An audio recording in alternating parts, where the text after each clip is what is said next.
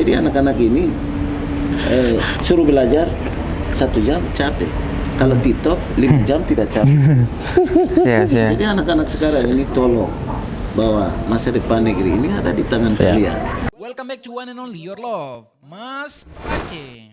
Halo, what's up guys? Apa kabar semuanya? Senang kita bisa berjumpa kembali di sini. Ada saya Nies dan juga ada Bung Candy dan kedatangan tamu spesial Bapak Jordan Tabuni. Terima kasih atas kesempatan ini. Bapak bangga punya anak-anak seperti ini. Hormat Bapak. Terima kasih atas skill yang bagus untuk di bidang ini. Nama saya sudah dijelaskan, nama saya Jordan Tabuni. Sementara aktif sebagai guru, mulai berangkat dari guru SD dan terakhir sekarang sebagai guru SMA Negeri 1 Wamena. Wow, luar biasa. SMA Negeri sejak 86. 1986. Wow. Sampai hari ini masuk ke 2022. Oh, 2002. Anak-anak bisa hitung kira-kira. Iya, luar biasa. 30 tahun lebih. Berarti kalau dari 2009 ngajar di SMA Negeri berarti sekitar sekarang berapa tahun? 2009, 2022. 11 tahun berarti ya? 11 tahun. Kalau zaman sekarang kan pukul dituntut. Jadi di zamannya Bapak itu beda ya? Itu harus ada kayu di sebelah, kapur di sebelah. Kalau tidak ada kayu memang susah. Susah ya? Masih pakai kayu. Dulu waktu kami sekolah itu, hanya kami tahu itu hanya mau jadi guru, mantri, polisi, tentara, fokusnya hanya itu. Oh. Jadi kita sekolah memang, saya besok harus jadi guru. Itu sudah tertanam dari sejak kecil. Gitu. Dulu zaman Bapak itu, niat belajarnya tinggi sekali. Betul. Karena tidak ada pengaruh, istilahnya tidak ada pengaruh kiri kanan begitu. Macam guru kasih tugas kita untuk belajar, jangankan lilin, lampu saja tidak ada saat itu. Terpaksa kami pulang sekolah itu harus cari, bahasa daerah bilang tinamburu. Itu pohon pinus punya geta itu. Kami siangnya harus siapkan itu. Untuk malam kasih menyala di honai di dapur untuk belajar. Kalau semangatnya luar biasa. Kalau lebih kita kasih ke pendeta dorang untuk ibadah malam. Wah, saya baru tahu untuk itu. Dia bisa baca Alkitab pakai itu. Karena tidak ada lampu saat itu. Wow. Lilin pun tidak kali. Tidak ada. Wow. Jadi ada semacam ada semangat belajar itu tinggi sekali. Betul. Penyebabnya itu apa? Apa yang memotivasi? Itu dari orang tua. Dari orang tua bilang kamu ke depan harus jadi orang. Kamu harus jadi sama dengan guru-guru yang mereka mengajar kamu. Kamu harus jadi nanti sama dengan mantri-mantri ini. Kamu jadi pegawai nanti dapat uang banyak, bisa bantu orang. Jadi motivasi itu membuat kami ada semangat untuk belajar. Tapi kalau bandingkan sekarang beda jauh. Semua fasilitas itu tersedia. Perbandingan dulu dengan sekarang itu terlalu jauh. Terlalu jauh ya, betul. Macam Bapak angkatan 90% itu semua sudah berhasil. Sudah menjadi orang yang berhasil baik di bidang pendidikan, kesehatan. Ada yang di pemerintahan. Seperti begitu. Dari pembicaraan ini kan sangat menarik ya. Menurut Bapak sebagai pendidik yang mungkin bisa dikatakan sangat ahli, apalagi 30 tahun tuh tidak ini sangat lama sekali. Bapak sudah ikuti dari yang zaman yang dulu sampai dengan zaman sekarang. Nah, mengganggu anak-anak sekarang, zaman sekarang menuju tidak ke arah yang fokus jelas, tidak bisa jadi manusia sebagaimana mestinya, itu apa yang mempengaruhi? Saya bisa gambarkan sedikit. Bisa Bapak. Ibarat ini lapangan terbang bandara. Kalau kita tarik garis dari sana, lapangan terbang dia lebarnya karena salah atau pas itu? Pas.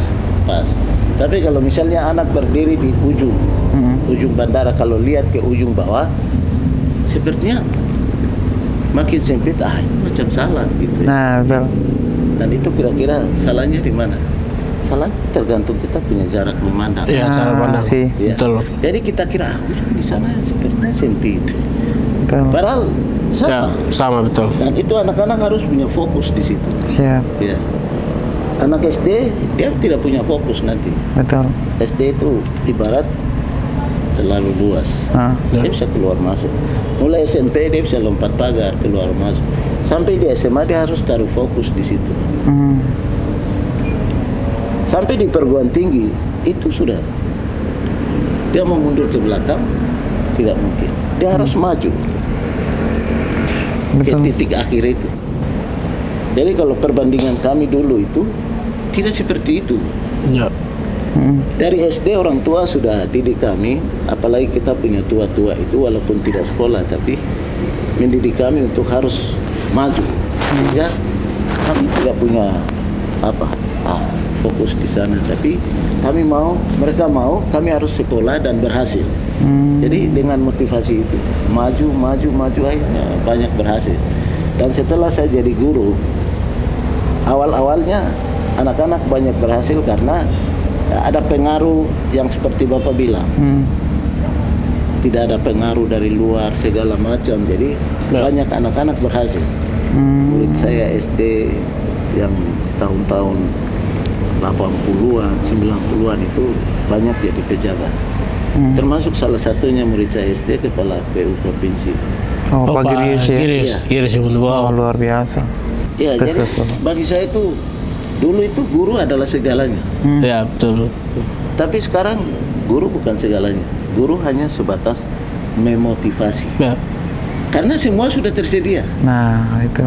Nah, mungkin barang itu yang membuat anak-anak sekarang malas belajar kah atau bagaimana? Kalau dulu guru segalanya. Betul. Jadi semua berhasil tidak guru. Tapi sekarang istilah pemerintah bilang guru bukan segalanya. Karena semua alat sudah tersedia di mana-mana seperti anak tadi bilang. Ya. Jadi anak-anak sebenarnya harus belajar sendiri. Di zamannya Bapak dulu kan SD itu sudah berpikir, oh seakan jadi guru dan fokus itu dibawa. Bahkan sampai selesai S1 mau bikin apa bingung. Nah, gitu. Itu salahnya di mana menurut Bapak? Salahnya di sistem pendidikannya atau di manusianya atau ya pengajarnya? Saya kadang saya pikir ini ada yang salah begitu. Karena waktu dia masuk kuliah atau dia pilih jurusan itu, kalau bisa dia harus kuasai ilmu itu sebenarnya. Betul. Tapi dia asal kuliah sekarang, anak-anak sekarang. Kuliah hanya boleh bilang, yang penting nanti S1. Nah. Waktu dia kuliah, dia tidak tahu nanti dia ke kampung dia akan kerja apa.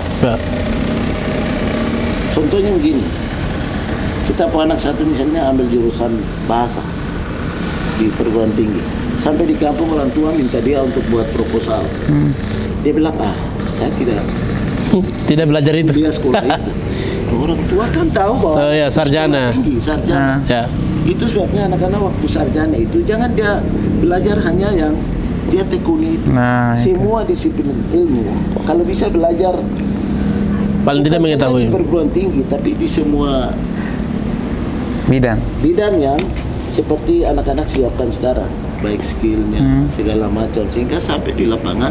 Jadi begini, kita belajar sesuai dengan apa yang ada di ketompu daerah masing-masing. Ya, sesuai dengan kebutuhan betul. Mau bikin apa? Di kampung saya bukan mengajar matematika. Kalau itu pun saya diterima jadi guru. Tapi di masyarakat butuhnya apa? Itu yang anak-anak tidak fokus sekarang. Pesan dari Bapak sebagai pendidik buat orang tua yang lepas tangan, saya sudah bayar uang sekolah, jadi sudah guru ajar sudah. Itu bagaimana supaya mungkin yang sebagai orang tua dengar ini bisa dengar dan mungkin ke depan lebih baik. Saya punya anak-anak di Papua ini sebenarnya anak-anak hebat. Contohnya di sekolah saya itu datang dari latar belakang yang seperti anak bilang, tetapi penyesuaiannya ini saya lihat terlalu cepat.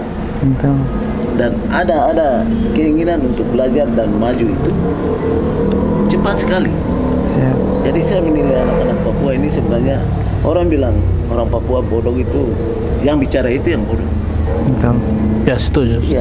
Yang bicara itu yang bodoh. Anak-anak Papua itu pintar karena penyesuaian saya lihat di satu sekolah itu luar biasa. Nah, hanya karakter seperti yang anak bilang, memang anak non Papua atau walaupun anak gunung atau pesisir dari rumah mungkin dia sudah sahapa segala data. anak-anak kita yang dari daerah-daerah itu datang dari asrama, paginya tidak sarapan segala. Tapi saya lihat di sekolah itu,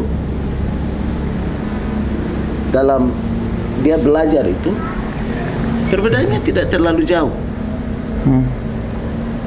Itu kalau didorong dari pemerintah atau dari pihak-pihak yang peduli tentang pendidikan untuk anak-anak kita seperti begitu, wah itu luar biasa. Saya lihat luar biasa. Dan saya lihat perbandingan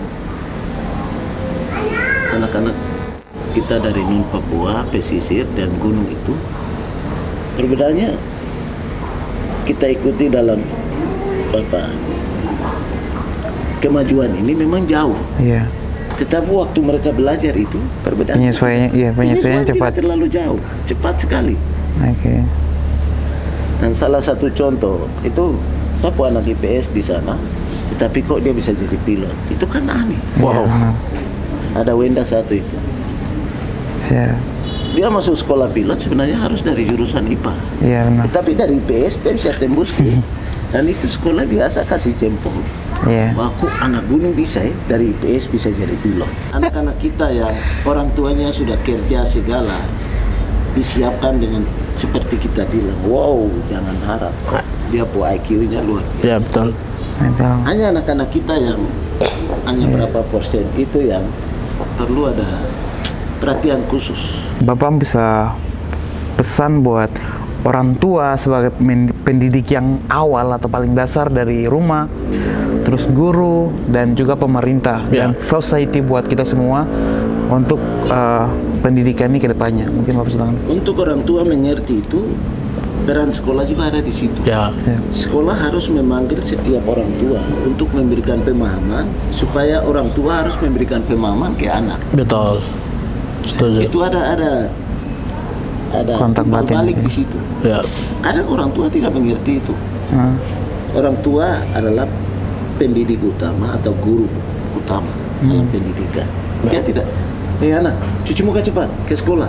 Entah pagi makan tidak, ke sekolah sana. Nanti belajar di sekolah sana. Pulang, orang tua tidak pernah lihat hasil anak itu hari ini.